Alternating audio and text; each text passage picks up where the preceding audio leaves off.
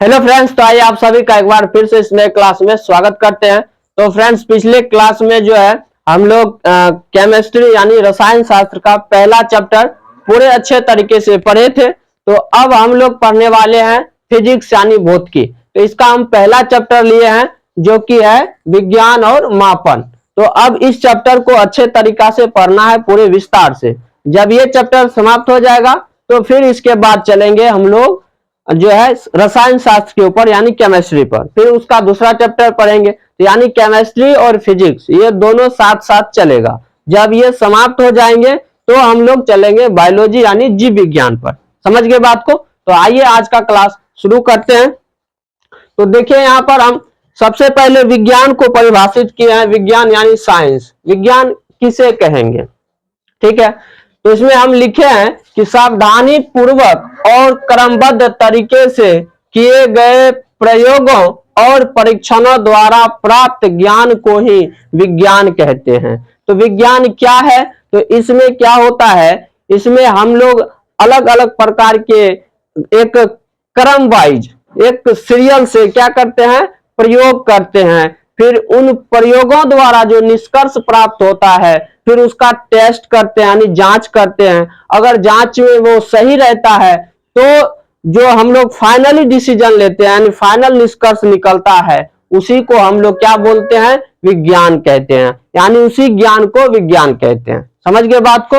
तो विज्ञान को देखिए कितने भागों में बांटा गया, आइए इसको अब जानते हैं।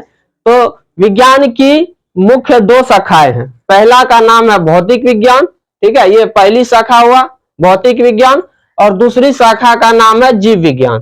तो विज्ञान को दो भागों में बांटा गया है, या कह सकते हैं कि विज्ञान की दो शाखाएं हैं। पहला है भौतिक विज्ञान, दूसरा है जीव विज्ञान। फिर भौतिक विज्ञान को भी दो भागों में बांटा गया है। तो भौतिक विज्ञान में आता है भौतिकी यानी फिजिक्स, और फिर रसायन शास्त्र यानी केमिस्ट्री।